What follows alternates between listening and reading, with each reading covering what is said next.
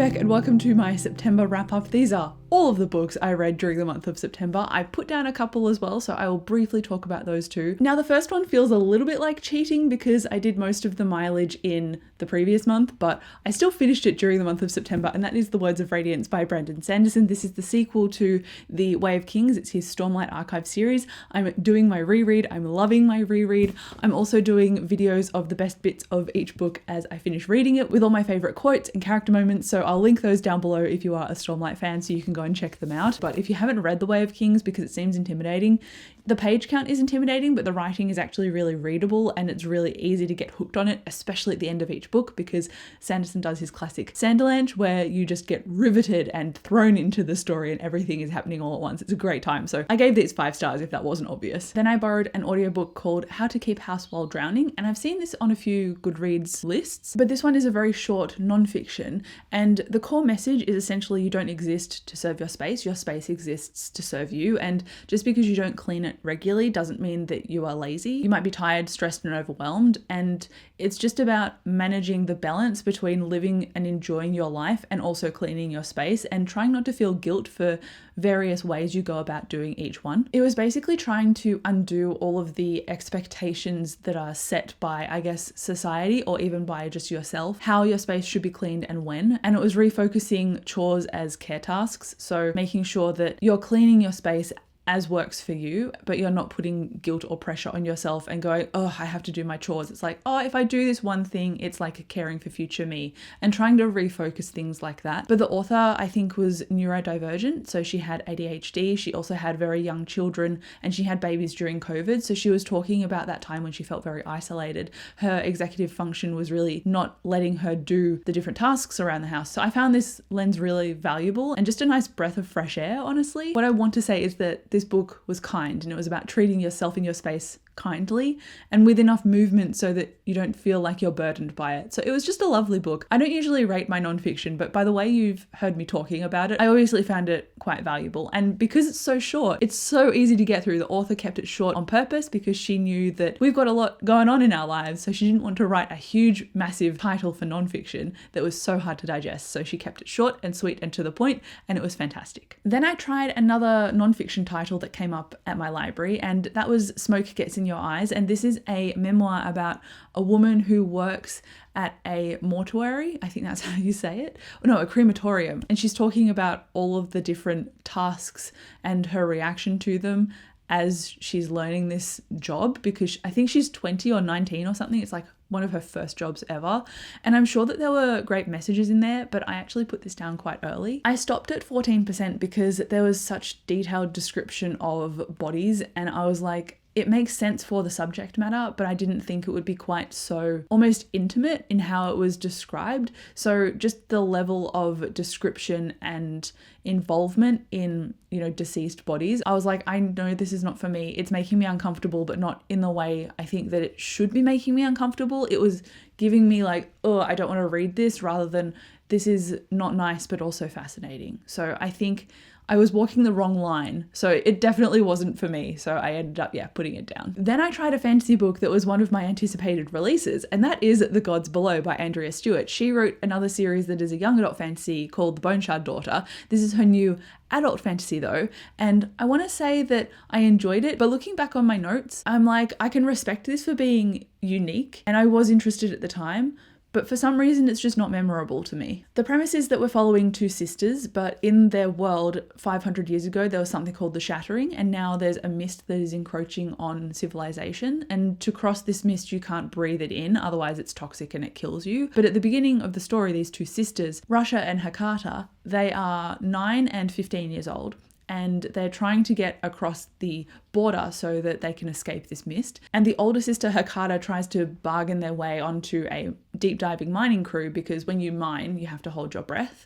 And she's really good at doing that because she deep sea dives to forage for food for her and her sister. So she's like, I got this, I can get us onto this crew and then we can both get across the border. But while she's trying to get on this crew, she turns around and then someone knocks her out. And so she never gets back to her sister to say, let's go. And so her sister is waiting for her, and then she gets enveloped by the mist and the mist changes her. So we follow them then after a 10-year time skip. And we get introduced to another character called Shiwan, who who is a politician's daughter of a lesser noble house that doesn't have a great reputation anymore, so she's trying to restore that reputation. Then we've got a rebel group who are trying to rebel against Cluin and the God Killers. So Cluin is like a fantastical monster, but he's revered as a god, and he's started what's basically a religious cult. So it's got the great mechanisms of the intrigue in terms of the magic system, the world building, and the politics. There was also gems used in this story as the main magic system, and you had to ingest them in order for them to function, but you had to do that around certain people or creatures so that they would work and be triggered. So it was just a very well built story, but I think it got away from me because it initially, introduced the two girls, and then after that it threw in a whole bunch of other perspectives, and I was just not as interested as before. There was also a very instant romance relationship between two women, and usually I love sapphic romance, but this was so fleeting, and they were with each other for not even 2 weeks, and they decided that they'd altered each other's feelings so much that they were in love, and then they had to part ways, and I was like, it just didn't feel believable. Something about the book, even though it was so detailed, it felt like it was almost rushed, or I was just not feeling the gravity of it, unfortunately. So it was a great book. I gave it, I think, 3 stars or 3.5 stars, and I would heartily recommend it because I think someone other than me would be obsessed with this book, but for some reason, I don't know, it just did not hit for me the way I wanted it to. And then I continued a series, which I'm very proud of myself for doing, and that is The Mime Order by Samantha Shannon. This is the sequel to The Bone Season, and I've got a spoiler-free review and then also a spoiler recap for The Bone Season. So I will link those either in the cards or in the description for you. So this is the sequel, so I can't talk too much about it. I'll say brief things about what I thought, because even though I loved this, again, it's like it was such an unfurling world, and the struggles Paige was facing, like being controlled and powerless, struggling financially and wanting to push this rebellion, but having nothing backing her to be able to do that easily. So it felt like Paige was caged. That translated so well to me as the reader, because I was feeling restless while reading it, but not because the book was in any way bad, but because I was like, I just want something to happen. Like, Paige needs a break and I want to give it to her. So it did feel slower, but I did like the scene at the end with the different politics and action. I found those are balanced really well. And I like the detail that this showed, because it felt like the first time through, like this is a revised, rewritten edition. The first time through, I just got the action for the most part and Paige's intention, but this time through I got those things, but then also the more underlying politics and the interweaving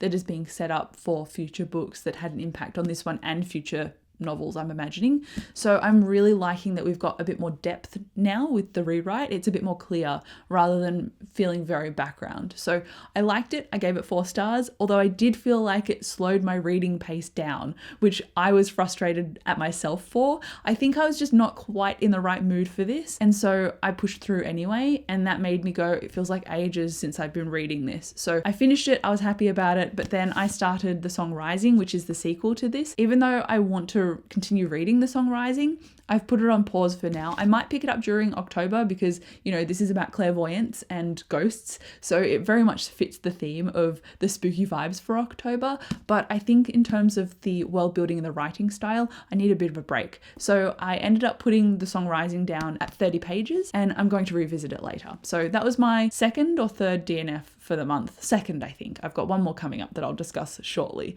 But yeah, 4 stars, and I'll pause the series for now. Now the last DNF, or did not finish, for the month, and that is a very popular cozy fantasy book, which I'm really disappointed about because I love cozy fantasy usually. This one was not hitting for me at all, and that is The Honey Witch. And this one is supposed to follow a protagonist who doesn't want to get set up for a marriage. It's like a Victorian style cozy fantasy, and so she wants to leave society and take over her grandmother's business of being a honey witch, I think. But the way that it was set up, it's supposed to be like cozy and sweet and independent and feminine, but I was reading about this character and she's supposed to be 21, but she read as such an aloof child that I just could not get on board with her.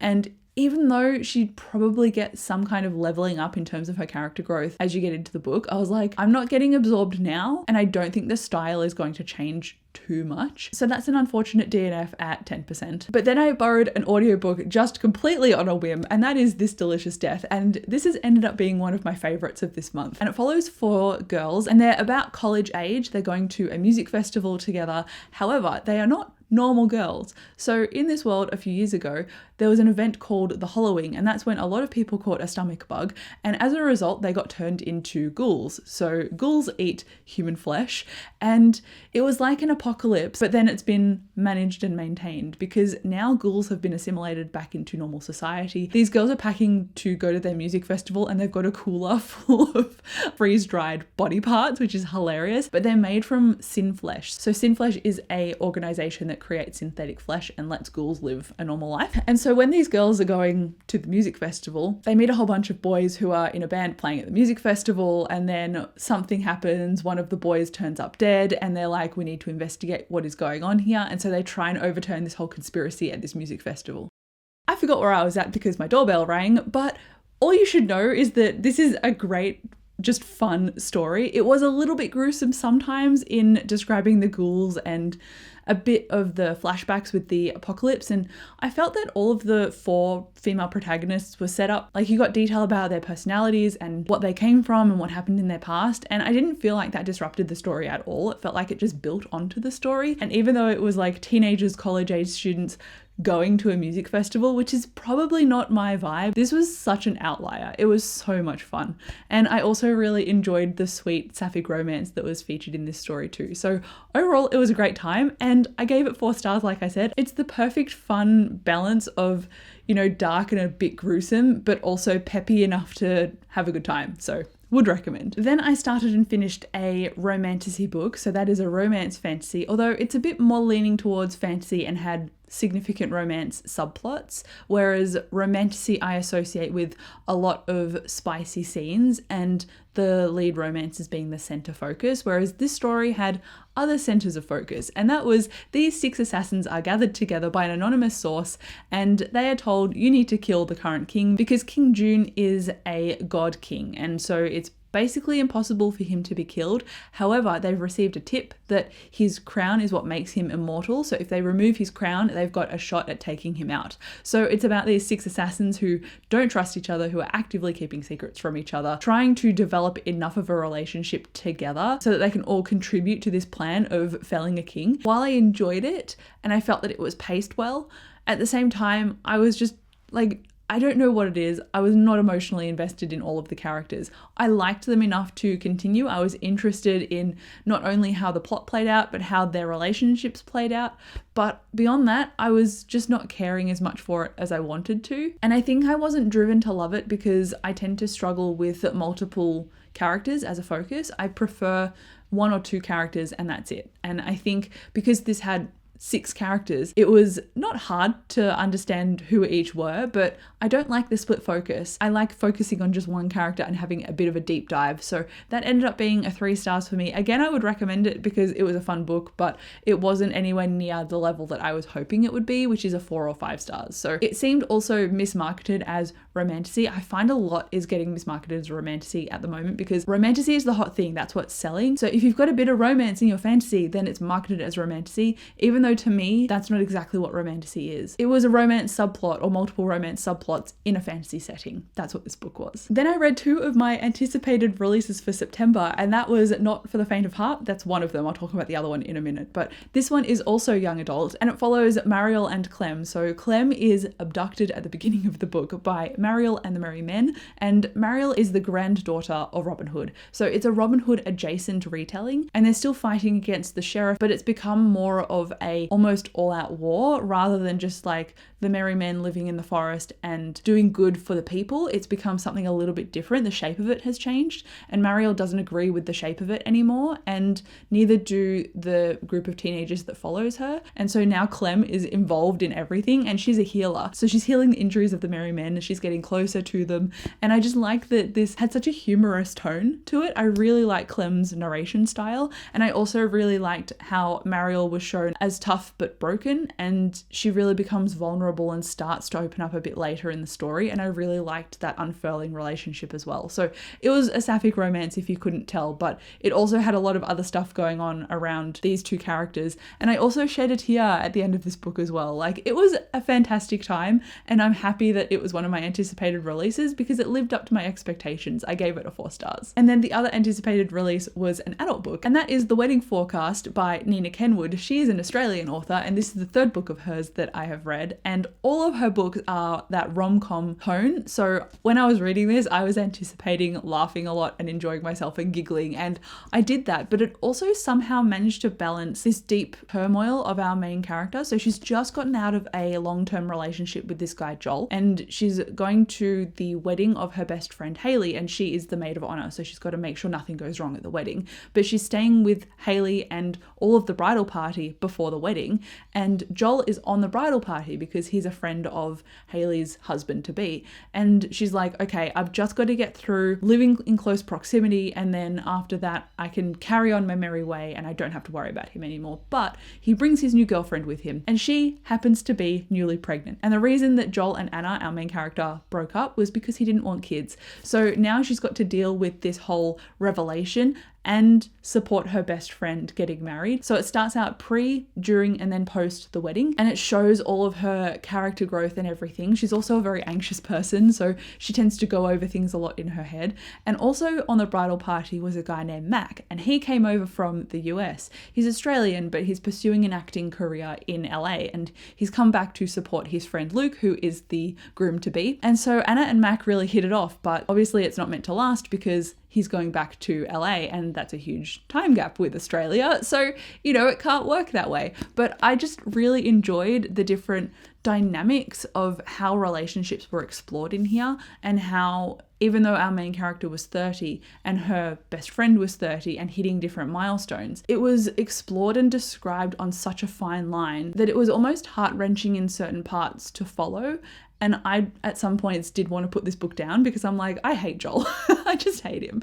But I also really respect Anna, and I think if she didn't have such a bubbly tone, I probably wouldn't have finished this book, because the tone kept everything light, even though she was experiencing these deep emotional things going on in her life. So I just love this a lot. I gave it 4 stars, and I was surprised at how emotionally gripping it was, even though I was expecting just like a light-hearted read. So if you haven't seen this, if you don't know about it, go out and try it, because I think it's a great take on a rom-com. It does have a happy ending because it's a rom-com romance, like it's supposed to be happy at the end of the day, but I like the journey that the characters went on to get there. So even though I expected it to be a giggly 5 stars, it was a more deep 4 stars. Which, I'll take that. That's a good rating still. Then after all of that with my anticipated releases, I was like, I don't know what I feel like reading next. So I decided to continue a series, and that is the Law Olympus graphic novel series. This is volume 6. I am happy to say that I enjoyed this one. So this one loosely is about Persephone's reputation and how there's a rumor going around, and to quell that rumor, she stays directly at Hades' house for some protection. And this one, unlike the others, I felt like this one included side characters like Hera and Zeus, for example, and it added to the story rather than being a focus and distracting from Hades and Persephone. Like, I am reading this story for Hades and Persephone, and they had so many intimate and wholesome moments in this volume that made me so happy. And I'm glad that it's brought it back to them being the center, because in volume 5, I finished that and felt quite disappointed because it seemed like it was taking Persephone down a road that was not sidelining her, but also not making her the focus, and then twisting her character into something potentially that she's not. But this one addressed the rumors set up in volume 5, and it felt like for that reason, it was going in a good direction again. And without getting into the how and why, the way this ended felt like not a conclusion in its entirety, but satisfying enough that I feel comfortable putting this down and saying I gave it 4 stars and I enjoyed it. I don't know how many more volumes are out after this, but they're expensive to buy, and I know that I can read them as a webcomic, but I really like reading them physically. So maybe I'll pause properly now. Instead of pausing in resentment like I did for volume 5, I'll pause knowing this is an enjoyable series and I do plan to continue one day. Okay, I've only got 3 books left, and one of them is The Spell Shop, and this is such such a hyped, popular, cozy fantasy, but unlike The Honey Witch, which I didn't like, this I loved. And this follows Keela and Kaz. Kaz is a sentient houseplant and Keela is a librarian. However, what is going on in the city of Elysium is that there is currently a rebellion, and this rebellion means that there are fires everywhere. So Keela has clocked this and she's begun to prepare, and so she's got boxes and boxes of books in a boat ready to cut and run whenever she needs to. And that's what she does at the start of this book. So she cuts and runs from the city of Elysium and she returns to her island that she grew up on, the island of Caltray. However, her parents brought her to the city when she was about 8 or 9 years old, and they have since now passed away because it's been a while. So she's returning to this island home that used to belong to her parents. It's now overgrown and she wants to be kind of a recluse and live by herself, but you can't really do that on this island. You need people, you need a community to help you. And it's very much about how, as a librarian, she found that she'd almost basked in her introvertedness, but that had flipped over into a point of isolation, and she realized that Kaz, who is a plant, has been her only source of someone to talk to for a very long time, and she hasn't really talked to people. So she's got to rediscover how to do that, and I found her awkwardness just delightfully wholesome and funny. Obviously it's called The Spell Shop, so she's run off with spell books, so she does dip her toe into magic a little bit, and the way magic is described, it actually has an intent and a structure, it has ingredients, and I love how there was structure, how Keela brought intent and character drive to this story, and in the background there was different points of up and down plot happening as well, and there was also a very sweet romantic subplot with Laren and he lived nearby. Everyone in this story chose kindness, and it was also a story where they said family is not always who you're related to. It's just